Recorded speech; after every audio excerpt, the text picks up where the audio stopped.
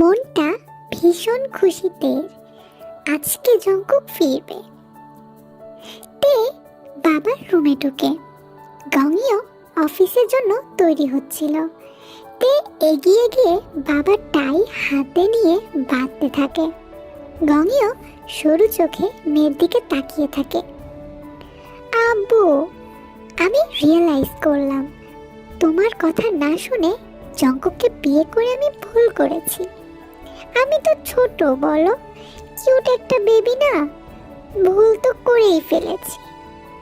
এইবার আমার ওপর রাগ করে থাকলে তো আর ভুল ঠিক হয়ে যাবে না, তাই না বাবা? শেষবারের মতো ক্ষমা করে দাও। এই যে তোমার চুল ছুঁয়ে বললাম, আর জীবনেও ভুল করব না, পাক্কা প্রমিস। মেয়ের কথা বলার ভঙ্গিমা দেখে হেসে ফেলেন গঙ্গিও। আলতো হাতে জড়িয়ে ধরে তেকে। রেগে নেই আমি, তবে আমি চাই তুমি এইচএসসিটা শেষ করো, তারপর এসব নিয়ে ভাবো। 2 বছরও তো পুরোপুরি নেই, এই দিনগুলো পড়ালেখার পেছনে ব্যয় করো। তুমি যেমনটা বলবে তেমনটাই হবে বাবা। সাদা কলেজের ড্রেস পরে মাথায় হিজাব জড়িয়ে 2 কাঁধে ব্যাগ ঝুলিয়ে কলেজের দিকে যাচ্ছে তে। রিক্সা পাইনি আজ, তাই হেঁটেই যেতে হচ্ছে তেকে। তুমি তে?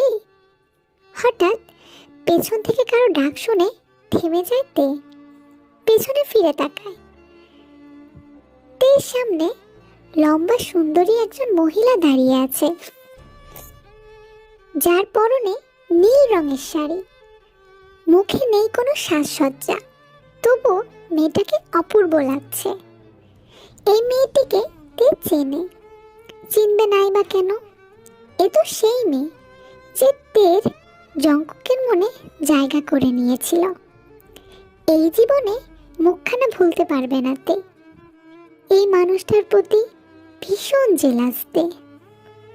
গোল গোল চোখ করে জেনির পা থেকে মাথা পর্যন্ত পর্যবেক্ষণ করতে থাকে তে। তের তাকানো দেখে মুচকি হাসে জেনি। হাত বাড়িয়ে তের মুখখানা ছুঁয়ে দিতে চায়। তে 2 পা পিছিয়ে যায়। এতেও হাসে জেনি। দীর্ঘশ্বাস ফেলে বলে, ভালো আছো? প্রশ্নটা তের ঠিক পছন্দ হয়নি। রসিকতা করতে এসেছেন উনি? সেই দিন এই কপালই তো জঙ্কুকের কাঁধে রেখে কাঁদছিলেন। তের ইচ্ছে করছে জেনির কপালটা ফাটিয়ে দিতে বা খুব জোরে আঘাত করতে। জঙ্কুকের কাঁধে মাথা রেখে উনি দণ্ডনীয় অপরাধ করেছেন, এই বিষয়টা মহিলাটিকে বুঝিয়ে দিতে ইচ্ছে করছে তের, কিন্তু পারছে না। কথা বলবে না তে। তে কটমট চোখে তাকায় জেনির দিকে। আমার স্বামীর কাঁধে কপাল ঠেকিয়ে কেঁদেছিলেন, আমি ভুলে যাইনি। আমার জঙ্কুকে টাচ করার সাহস হয় কি করে আপনার? কেন ছুঁয়েছিলেন? এই মুহূর্তে আপনার কপাল আমি ফাটিয়ে দিলে ব্যাপারটা ভালো দেখাবে? চিল্লিয়ে বলে তে। রাগের কারণে তের ফর্সা গোলগাল মুখখানা লাল হয়ে উঠেছে। জেনি সবকিছু ভালোভাবে পর্যবেক্ষণ করে। জেনি আলতো হেসে বলে, হ্যাঁ, রেগে গেলে তো হেরে গেলে। জীবন তে হারতে শেখেনি। জন জাঙ্কুক আমার, একান্তই আমার। তার দিকে নজর দেবেন না আপনি, এটা আমার ওয়ার্নিং। তে চিল্লিয়ে কথা বলায় দমে যায় জেনি। সে এসেছিল একটা উদ্দেশ্য নিয়ে, কিন্তু উদ্দেশ্যটা এই মুহূর্তে বলে দিলে তে কিছুতেই মানবে না। ওকে ওকে, ঠিক আছে, নজর দিব না। তো একটা প্রশ্নের জবাব দাও তে, কেন এত ভালোবাসো তাকে? তার তো প্রচুর টাকা পয়সা নেই, দেখতেও আহামরি রাজকুমার নয়, বয়সটাও বেশি। তাহলে কি দেখে পাগল হলে তুমি? ভালোবাসা কখনো বয়স মানে না, টাকা পয়সার বিচার করে না। আমার চোখ দুটো খুলে নিয়ে নিজের চোখে লাগিয়ে দেখুন। এই পৃথিবীর সব থেকে সুন্দরতম ব্যক্তি হচ্ছে আমার জঙ্কুক।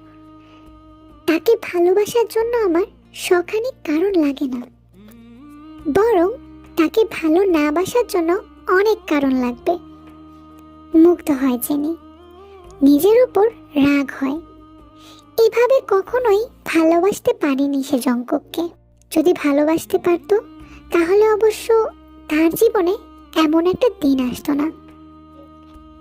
জঙ্কুক যদি আমাকে চায়, তোমাকে যদি সে ডিভোর্স দিতে চায়? জেনির প্রশ্নে তের বুক কেঁপে ওঠে, হৃদয়ে আর্তনাদ শুরু হয়।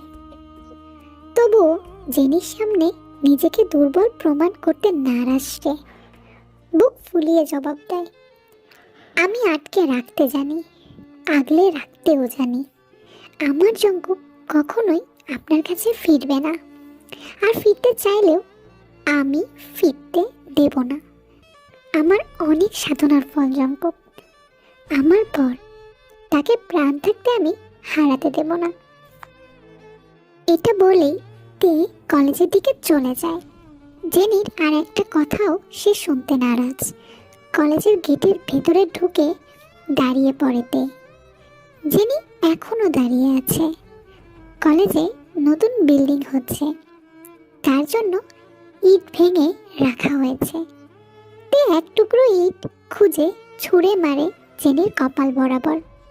ছোট থেকেই ঢিল ছোড়ায় এক্সপার্ট তে, তাই এবারের ঢিলটাও মিস হয় না, সোজা গিয়ে লাগে জেনির কপালে। মুহূর্তেই কপালে হাত দিয়ে আর্তনাদ করে ওঠে জেনি। তে বিশ্বজয়ের হাসি দিয়ে ক্লাসের দিকে চলে যায়।